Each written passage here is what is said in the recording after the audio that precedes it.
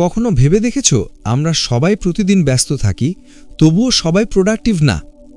কারোর 24 ঘন্টা কেটে যায় শুধু কাজের মধ্যে, কিন্তু শেষে কিছুই তৈরি হয় না। আবার কেউ কেউ কম সময় কাজ করেও দারুণ ফল পায়। এখানেই শুরু হয় প্রোডাক্টিভিটি মাইন্ডসেটের আসল কথা। এটা শুধু টাইম ম্যানেজমেন্ট না, এটা হলো লাইফ ম্যানেজমেন্ট। অথর এখানে বলছেন, একজন প্রোডাক্টিভ মানুষ কাজের পরিমাণে না, বরং কাজের গুণে বিশ্বাসী। অনেক সময় আমরা শুধু ব্যস্ত থাকি, কিন্তু সত্যি কিছু মিনিংফুল করি না। এটা যেন একটা হ্যামস্টার হুইলের মতো, দৌড়াচ্ছি কিন্তু কোথাও যাচ্ছি না। এই বইটা বলতে চায়, stop being busy, start being effective. মানে ব্যস্ত থাকা নয়, কার্যকর হওয়াটাই আসল। যখন সকালে ঘুম থেকে ওঠো, প্রথমে মোবাইল ধরো, নিউজ স্ক্রোল করো, তারপর সোশ্যাল মিডিয়া, এই রুটিনটা তোমাকে প্রোডাক্টিভ করবে না, বরং এটা তোমাকে রিঅ্যাক্টিভ করে তুলবে। তুমি নিজের সময় নিয়ন্ত্রণ হারাও, আর তোমার দিন অন্যদের নিয়ন্ত্রণে চলে যায়। অথর বলছেন, সকালে প্রথমেই নিজের সময়টা নিজের জন্য রাখো। কিছু সময় লেখো, প্ল্যান করো, অথবা সিম্পলি ডিপ ব্রিথ করে নাও। মনে রেখো, how you start your morning decides your entire day. Productivity mindset মানে হচ্ছে নিজের মস্তিষ্ককে প্রশিক্ষণ দেওয়া, যাতে সে ডিস্ট্র্যাকশনসকে না বলে এবং ফোকাস ধরে রাখতে পারে। একজন মানুষ তখনই সফল হয় যখন সে ফোকাস, এনার্জি আর ডিসিপ্লিন, এই তিনটি জিনিস একসাথে সামলাতে পারে। ফোকাস ছাড়া এনার্জি শুধু নয়েজ হয়ে যায়, ডিসিপ্লিন ছাড়া প্ল্যান শুধু উইশ হয়ে থাকে। ধরা যাক তুমি একটা প্রজেক্টে কাজ করছো, কিন্তু প্রতি 5 মিনিটে নোটিফিকেশন চেক করছো। তোমার ব্রেন রিসেট হতে থাকে। প্রতিবার ফোন চেক করার পর আবার ফিরে আসতে সময় লাগে 15 থেকে 20 মিনিট। তাই দিনে যদি 20 বার ফোন দেখো, তুমি ঘন্টার পর ঘন্টা হারাও। অথর এটাকেই বলেন অ্যাটেনশন রেসিডিউ। তোমার মন আগের কাজের টুকরো নিয়ে পড়ে থাকে, নতুন কাজের মধ্যে ঢুকতে পারে না। এই মাইন্ডসেট পরিবর্তন শুরু হয় অ্যাওয়ারনেস থেকে। তুমি বুঝতে শেখো তুমি কিভাবে সময় নষ্ট করছো। প্রোডাক্টিভিটি মানে শুধু কাজ শেষ করা না, বরং ঠিক কাজটাই করা। অর্থাৎ কাজের আগে ঠিক করার দরকার, what really matters to me. একটা ছোট গল্প বলি। একজন ভিক্ষুক নদীর ধারে সোনার ডিম পাওয়া একটা হাঁস দেখল।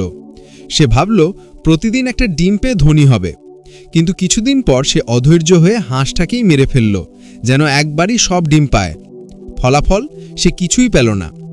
এই গল্পটা প্রোডাক্টিভিটি মাইন্ডসেটের সাথে খুব মিল আছে। আমরা অনেক সময় বেশি ফল পাওয়ার লোভে নিজের সিস্টেম নষ্ট করে ফেলি। শরীর, ঘুম, মানসিক শান্তি সব ত্যাগ করি, কিন্তু আসলে সব হারাই। অথর বারবার বলছেন, you can't pour from an empty cup. তুমি খালি থাকলে অন্যকে কিছু দিতে পারবে না। তাই প্রোডাক্টিভ হতে চাইলে নিজের শরীর ও মনের যত্ন নেওয়া সবচেয়ে জরুরি। তুমি হয়তো ভাবছো, আমি যদি বেশি সময় কাজ না করি তাহলে সফল হব কিভাবে? কিন্তু ভাবো, যে ব্যক্তি 12 ঘন্টা কাজ করে কিন্তু মনোযোগ নেই, সে কখনোই 4 ঘন্টা ডিপ ওয়ার্ক করা মানুষটার সমান হতে পারে না। ডিপ ওয়ার্ক মানে হলো একদম ডিস্ট্র্যাকশন ফ্রি এনভায়রনমেন্টে মনোযোগ দিয়ে কাজ করা। যখন তুমি এই অবস্থায় ঢুকে যাও, তখন সময়ের ধারণা হারিয়ে ফেলো, আর কাজ নিজে থেকে ফ্লো করে চলে যায়। এটা একটা মন্ত্রের মতো, focus is the new super power. একজন প্রোডাক্টিভ মানুষ কাজের আগে নিজের এনভায়রনমেন্ট ঠিক করে নেয়, যেমন ডেস্ক পরিষ্কার, ফোন সাইলেন্ট, আননেসেসারি ট্যাব বন্ধ। কারণ মনোযোগ শুধু চেষ্টায় আসে না, আসে এনভায়রনমেন্ট থেকে। অথর বলছেন, don't rely on motivation, build discipline. Motivation একদিন থাকবে, আরেকদিন থাকবে না, কিন্তু ডিসিপ্লিন থাকলে তুমি প্রতিদিন কাজ করবে, চাইলেও না চাইলেও। যেমন ধরো তুমি জিমে যেতে চাও, প্রথম কিছুদিন যাবে উৎসাহে, কিন্তু পরে মন চায় না, তখন ডিসিপ্লিন তোমাকে টেনে দিয়ে যাবে। একইভাবে কাজের ক্ষেত্রেও মোটিভেশন টেম্পোরারি, কিন্তু হ্যাবিট পার্মানেন্ট। এই বই শেখায় একটা প্রোডাক্টিভ মাইন্ডসেট তৈরি হয় 3টে ধাপে। প্রথম ধাপ হচ্ছে ক্ল্যারিটি, তুমি ঠিক জানো তোমার লক্ষ্য কি। দ্বিতীয় হলো প্ল্যানিং, সেই লক্ষ্য অর্জনের রোডম্যাপ। আর তৃতীয় হলো এক্সিকিউশন উইথ ফোকাস, মনোযোগ দিয়ে কাজ করা, কোনো ডিস্ট্র্যাকশন ছাড়াই। অথর বলছেন, দিনে 3টে গুরুত্বপূর্ণ কাজ ঠিক করো, শুধু 3টে, আর সেগুলো পুরো মনোযোগ দিয়ে করো। দিন শেষে স্যাটিসফ্যাকশন থাকবে, কারণ তুমি যা করতে চেয়েছিলে তা করেছো। আরেকটা গুরুত্বপূর্ণ পয়েন্ট হলো এনার্জি ম্যানেজমেন্ট। অনেকে টাইম ম্যানেজ করে কিন্তু এনার্জি ম্যানেজ করে না। সকালবেলা আমাদের ব্রেন ফ্রেশ থাকে, তখনই ক্রিয়েটিভ কাজগুলো করো। দুপুরে হালকা কাজ, রাতে প্ল্যানিং। এইভাবেই প্রোডাক্টিভিটি বাড়ে। তুমি জানো কি, মানুষ একসাথে অনেক কাজ করতে পারে না। মাল্টিটাস্কিং আসলে সুইচ টাস্কিং, মানে তুমি দ্রুত কাজ বদলাও কিন্তু কোনো কাজেই পুরো মন দাও না। তাই অথর বলেন, do one thing at A time but do it deeply. একটা উদাহরণ দিই, তুমি যদি বই পড়ো কিন্তু মাঝে মাঝে ফোন দেখো, তোমার ব্রেন দুই দিকেই টানবে। কিন্তু যদি ফোন বন্ধ করে পড়ো, তুমি 30 মিনিটে যেটা শিখবে সেটা অন্যভাবে 2 ঘন্টাতেও পারবে না। এটাই আসল প্রোডাক্টিভিটি মাইন্ডসেট, কম কাজ কিন্তু গভীর কাজ। আরেকটা দিক হলো সে নো শেখা। আমরা অনেক সময় সবাইকে খুশি করতে গিয়ে নিজের সময় শেষ করে ফেলি, কিন্তু এক সময় বুঝতে হয় না বলা মানেই খারাপ হওয়া না, বরং নিজের মূল্য বোঝা।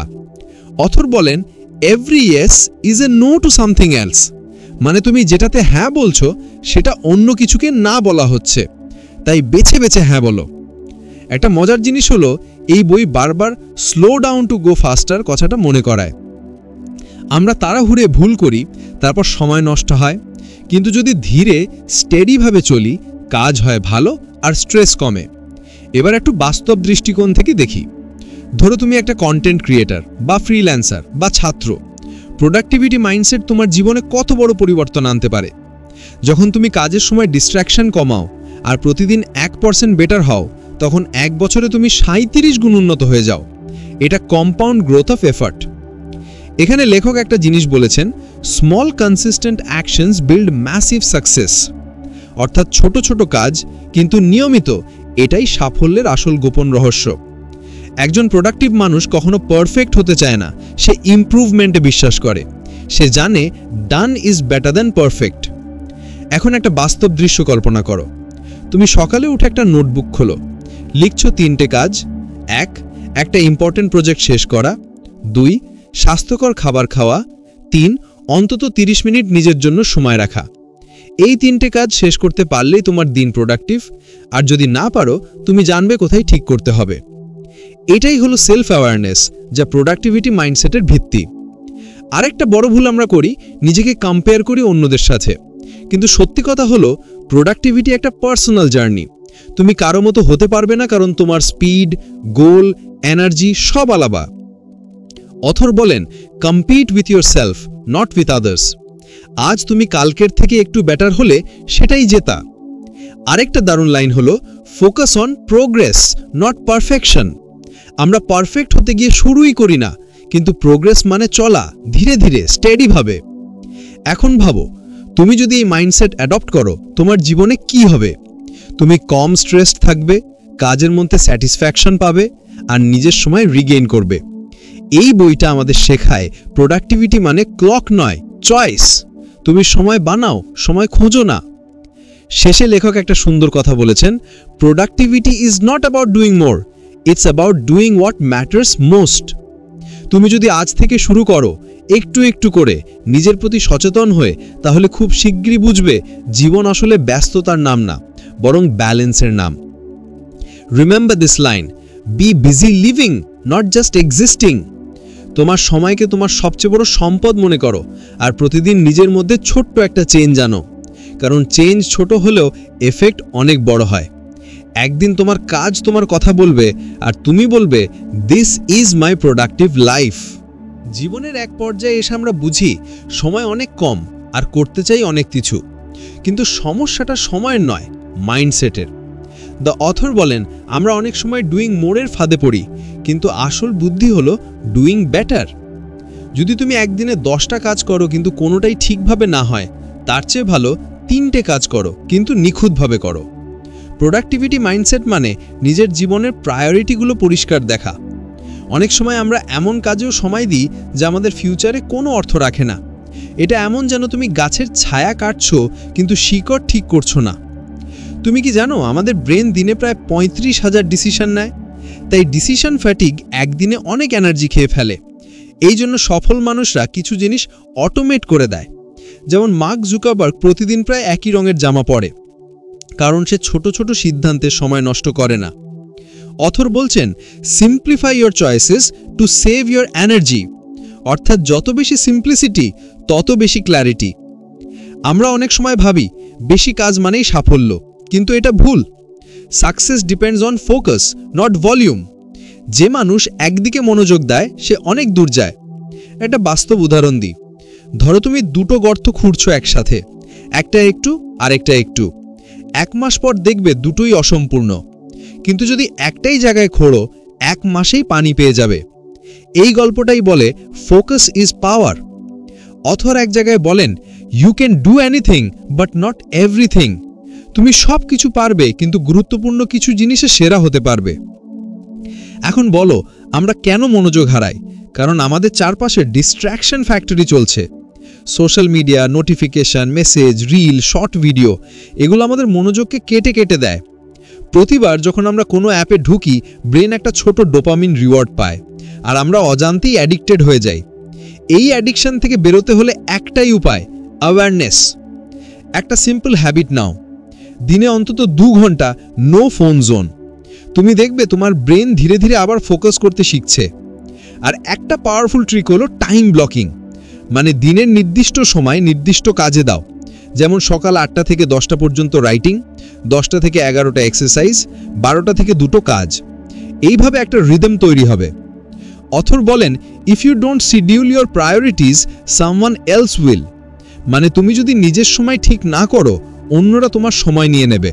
আজকের বই দ্য প্রোডাক্টিভিটি মাইন্ডসেটের গল্প এখানেই শেষ। তুমি যদি তোমার জীবনটা আরও মনোযোগী, শান্ত আর অর্থপূর্ণ করতে চাও, তাহলে আজ থেকেই একটু একটু করে এই ভাবনাটা নিজের জীবনে আনতে শুরু করো। ভিডিওটা ভালো লেগে থাকলে একটা লাইক দিও, তোমার বন্ধুদের সঙ্গে শেয়ার করো, আর এমন আরও অনুপ্রেরণামূলক গল্প শুনতে চাইলে সাবস্ক্রাইব করো চ্যানেলটাকে।